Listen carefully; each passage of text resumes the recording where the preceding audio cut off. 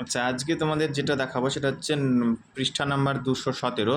তোমাদের দেখো এখানে আছে বর্গমূল না করে নিচের সংখ্যাগুলির এককের ঘরের অঙ্ক কী কী হতে পারে। আমরা মানে বর্গমূল করবোই না, বর্গমূল না করে বলে দেবো যে এককের ঘরের অঙ্ক কী হতে পারে এবং তা লিখবো। আর সংখ্যাগুলির বর্গমূল যে হবে তার অঙ্কের সংখ্যাটা কত অঙ্কের সংখ্যা হবে সেটাও লিখবো। যেমন 784 প্রথম অঙ্কটা আছে, এইটা জানতে হলে আমাদের কিছু নিয়ম জানতে হবে, ঠিক আছে? মানে এককের ঘরের অঙ্ক কোন ক্ষেত্রে কেমন কি হয় সেটা জানতে হবে। যেমন দেখো আমি তোমাদের জন্য রেডি করেছি এখানে, যেমন যে সকল পূর্ণ সংখ্যার এককের ঘরের অঙ্ক শূন্য তাদের বর্গমূলের এককের অঙ্ক শূন্য হবে। আবার দেখো যে সকল পূর্ণবর্গ সংখ্যার এককের ঘরের অঙ্ক 1 তাদের বর্গমূল 1 অথবা মানে বর্গমূলের এককের অঙ্কটাও 1 অথবা 9। তারপর যে সকল পূর্ণবর্গ ঘরের অঙ্ক কত 4 তাদের কত হবে 2 অথবা 8। যে সকল পূর্ণবর্গ সংখ্যার 5 তাদেরটা কত হবে 5। তারপরে যে সকল পূর্ণবর্গ সংখ্যার এককের অঙ্ক 6 সেই সকল বর্গমূলের এককটা হবে কত 6 অথবা 4। যে সকল পূর্ণবর্গ সংখ্যার এককের ঘরের অঙ্ক 9 তাদের অঙ্ক হবে কত 3 অথবা 7। এই যে আমরা 3 অথবা 7 বলছি, তাই তো? এইবার একটা উদাহরণ নিয়ে আমরা দেখবো যে অঙ্কটা আদৌ ঠিক আসে কিনা। যেমন 784, এই অঙ্কটার ক্ষেত্রে আমরা যদি বর্গমূল করি যে 784 জোড়া জোড়া দাগ দিচ্ছি মানে 84, এখানে আছে কত 7, তাহলে 2 দুগুণে কত 4 হবে। আগের ভিডিওতে বলেছিলাম বর্গমূল করার নিয়মগুলো। তাহলে এখানে 2 দুগুণে 4 করলাম, 4 কয় 7, 3 7। এরপরে কত নামছে 84 নেমে আসছে। এই 2 এর যদি দ্বিগুণ করবো আমরা সবসময়, তাহলে 2কে যদি 2 দিয়ে গুণ করবো তাহলে 4 হয়। এইবার দেখো 4-এর পাশে আমরা যে অঙ্কটা বসাবো এখানে 8 বসাবো, তাহলে 8 যদি বসাই তাহলে 8 দিয়ে গুণ, তাহলে 28টে কত হয় 28টে 64, 4 থেকে 6, 4 32, 6 কত হয় 38। দেখো এটা মিলে যাচ্ছে। আচ্ছা আমরা বলেছিলাম কি যদি শেষে 4 থাকে তাহলে এককের অঙ্ক 4 হলে সেটা শেষে এককের অঙ্ক বর্গমূলের এককের অঙ্কটা কত 8 অথবা 2 হবে। তাহলে আমরা 8 দিয়ে গুণ করলাম 384 পেয়েছি।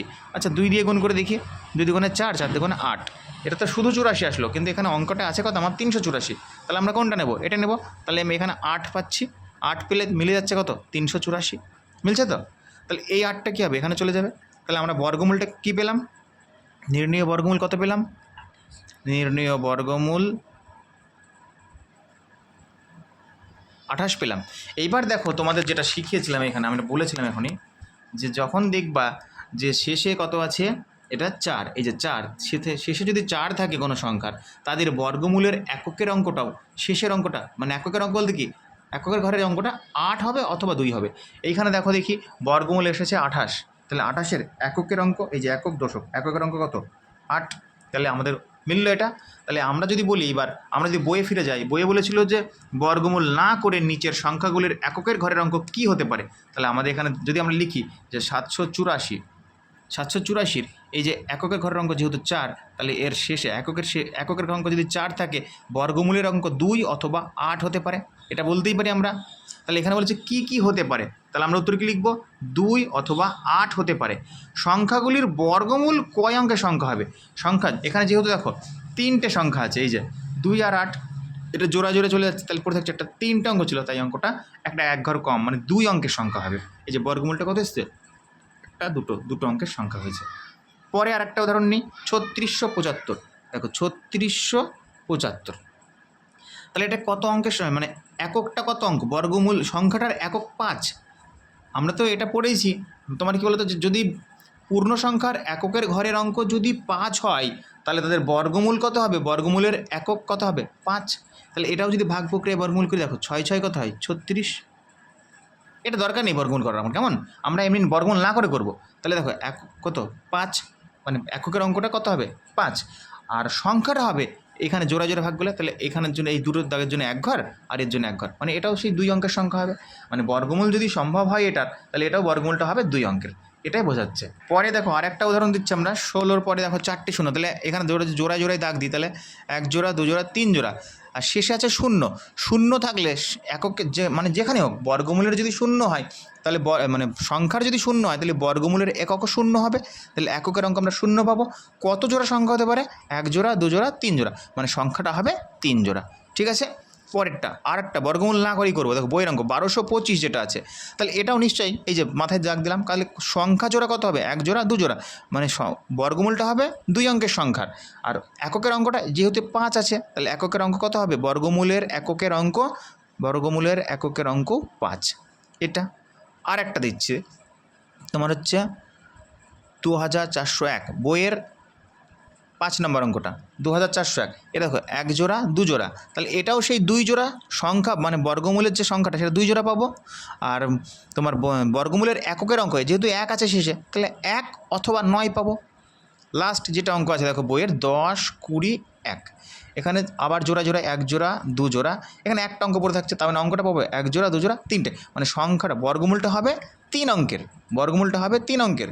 কিন্তু শেষে এটা যেহেতু এক আছে, তাহলে বর্গমূলের এককের অঙ্ক কত? 1 অথবা 9। এই হচ্ছে আমাদের আজকের 9 দাগের যে প্রশ্নগুলো ছিল সেই প্রশ্নগুলোর সব উত্তর। মানে মোটের উপর কথা হচ্ছে আমাদের এটা মুখস্থ করে ফেলতে হবে যে 0 থাকলে এককের অঙ্ক 0 হবে, তারপর 1 থাকলে বর্গমূলের এককের অঙ্ক 1 অথবা 9 হবে। যদি ওখানে তোমার 4 থাকে তাহলে বর্গমূলের অঙ্ক এককের অঙ্ক 2 অথবা 8। যদি 6 থাকে সেখানে 4, তাই তো, আর তোমার 4 অথবা 6। আর যদি তোমার আর কত ছিল আমাদের, কত কত বললাম ওখানে জিনিসগুলো সব 7 দেখালাম, 7 না কত দেখালাম, এই যে তোমার 6 দেখালাম, 9। যদি 9 থাকে তাহলে 9-এর ক্ষেত্রে সেক্ষেত্রে কী হবে 3 আর 7। তোমরা পারলে এটা লিখে নেবে খাতায় একটু, ঠিক আছে? এই যে এটা স্ক্রিনশট করে নিতে পারবে তোমরা, নাহলে এটা লিখে নিও। এইটা মুখস্থ রাখলেই তোমাদের সব মোটামুটি অঙ্ক হয়ে যাবে। তাহলে বর্গমূল করতে গিয়ে তোমাদের আর ভাবা লাগবে না যে 2 দিয়ে গুণ করবো না 3 দিয়ে গুণ করবো, অঙ্ক দেখে ফটাফট হয়ে যাবে। যেমন 784-র ক্ষেত্রে এই যে শেষে 4 ছিল, সেদিন আমরা 2 দিয়ে বা 8 দিয়ে গুণ করে দেখবো। হ্যাঁ, এই যে 4, এইখানে কি গন্ডগোল হয় সবাই যে 4-এর পাশে কত লিখবো, দিয়ে কত দিয়ে গুণ করবো। এই যে 4 আছে তার মানে 2 দিয়ে অথবা 8 দিয়ে গুণ করবো। এখানে যদি 6 থাকে আমরা 6 দিয়ে গুণ করবো অথবা 4 দিয়ে গুণ করবো। এখানে যদি 4-এর পাশে 9 বসাতাম তাহলে তাকে কি 9 দিয়ে গুণ করবো, কিন্তু এখানে থাকতে হতো কত 9 দিয়ে গুণ করতে, এখানে যদি শেষের 4 জায়গায় 9 থাকতো তাহলে আমরা সেটা গুণ করতাম কত 3 দিয়ে অথবা 7 দিয়ে, ঠিক আছে? যদি 1 থাকতো তাহলে 1 অথবা 9 দিয়ে, যদি তোমার 5 থাকতো তাহলে 5 দিয়ে গুণ করতাম, আর 0 থাকলে 0। ব্যাস এইটুকু মনোযোগ দিয়ে দেখবে। ও তারপরে যদি কোনো অসুবিধা হয় তো আমাকে বলবে, আমি আবার বুঝিয়ে দেবো, কেমন?